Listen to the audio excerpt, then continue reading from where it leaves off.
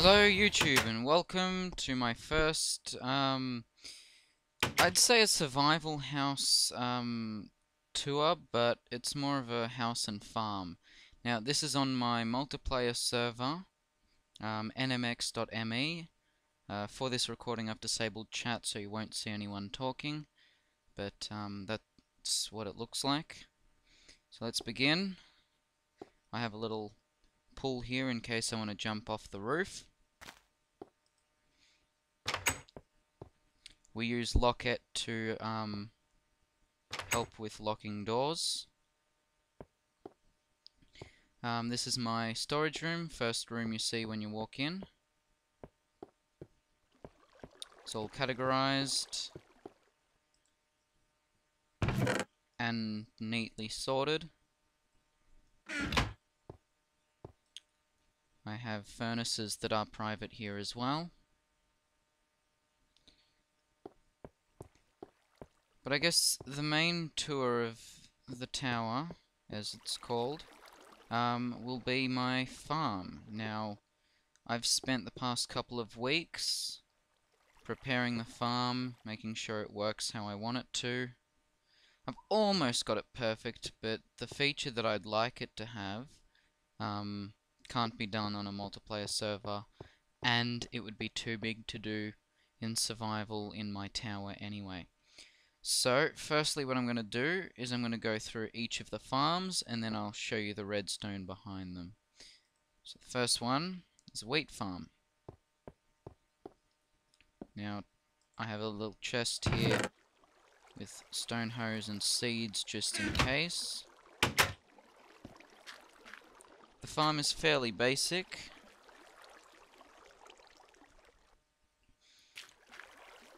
All of this is tilled soil. Behind these two glowstone blocks is water, and the rest behind there is wood, except for the block under it, which is a piston, which I'll show you later. And when the lever, the farming lever at the bottom is hit, the water comes out on top of this block and spreads across this whole area, pushing all the seeds and all the wheat down to that section over there. The signs here are to stop water from flowing into here.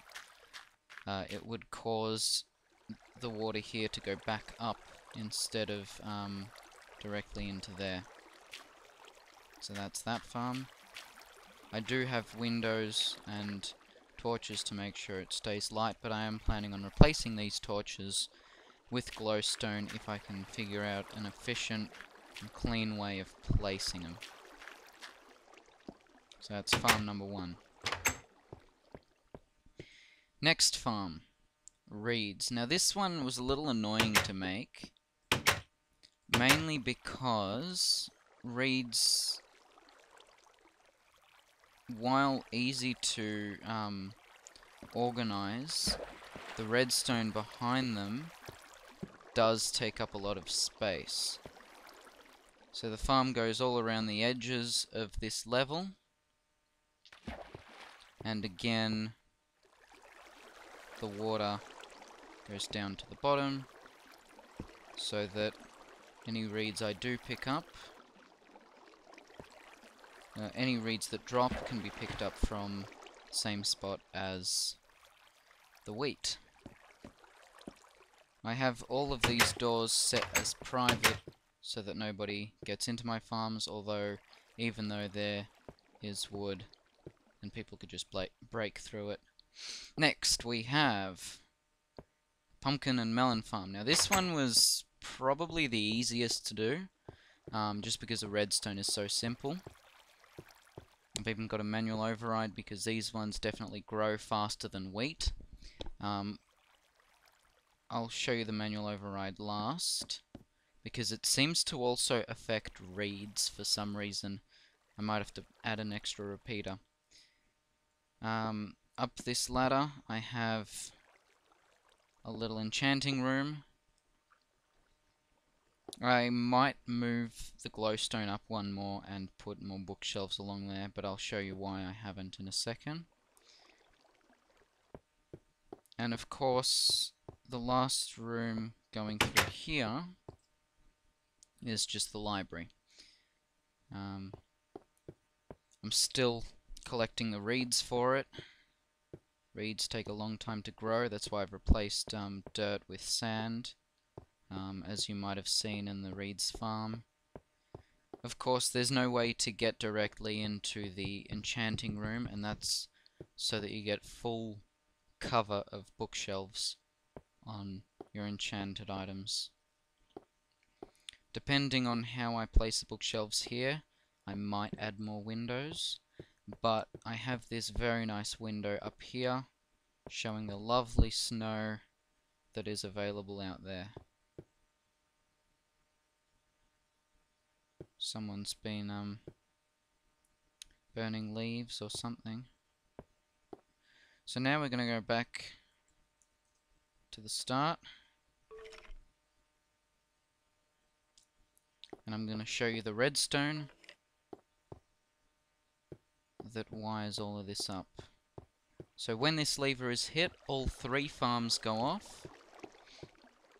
The wheat and the reeds drop to this spot here, and the pistons along the pumpkin and melon farm affect that independently, and it's a little more effort to pick those up.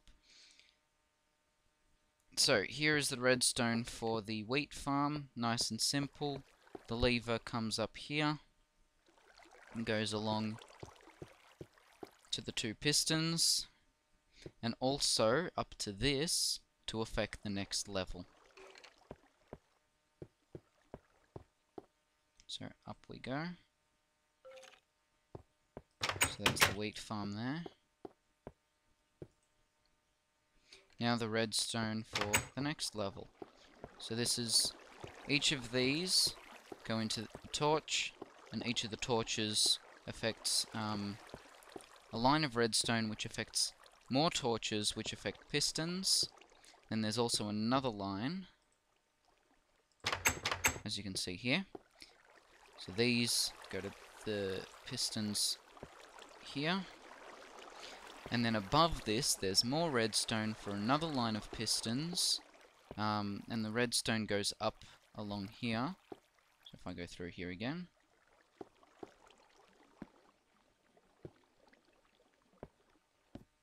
To this torch here, which goes up to those second pistons. And then further up to the pistons for the pumpkin and melon farm. Now, I did sort of steal the pumpkin and melon idea off ant venom, because it's such a basic way of doing it.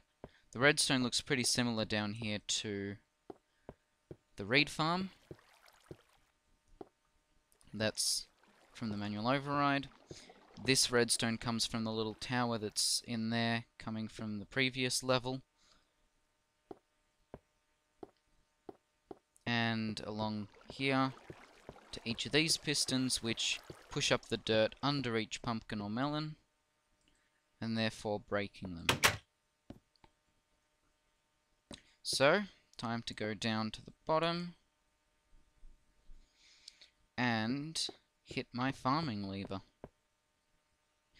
Now, what I wanted to do originally was make it into a button where when it's pressed, it holds a redstone signal for 20-30 seconds, as long as is needed for the resources to be pushed down along the water. Then once it's done, to retract back to no signal. But as I said before, it would take too much redstone, and there's just not enough space on that level. So, once that's been farmed, nice empty area here where I could replant. Wheat farm, obviously these are where the pistons are, pushed all the resources into the water. There's ice right there, so that the resources can simply slide from one block to another, so that that water down there doesn't return back into here. And then lastly, that same redstone signal came up to this pumpkin and melon farm and knocked each of these.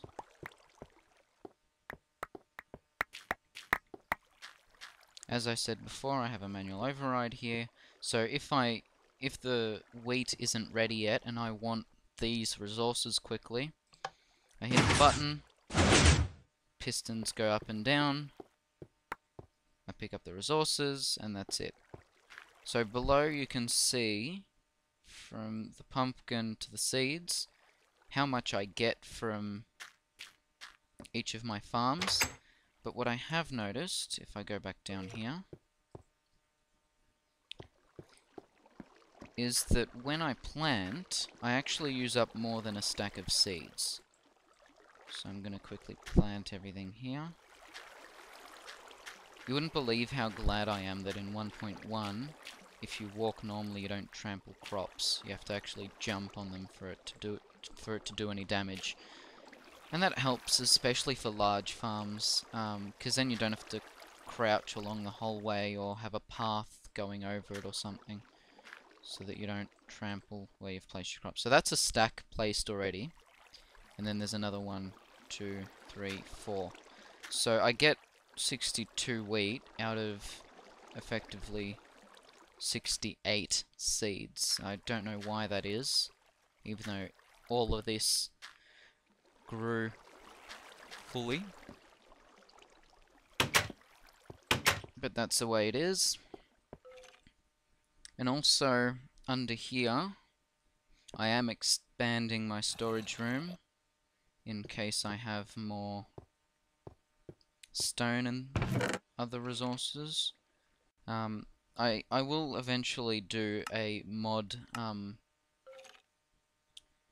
review of all the mods I have installed, and I have quite a lot of them. But I'll just give you a quick sneak peek here. All sorted. I don't know if there's anything in this one. Alright, empty chest. So down here I do have some mines. Other people have dug through to my farms here as well. There are quite a few zombies nearby. That's always fun. But that is my tower tour.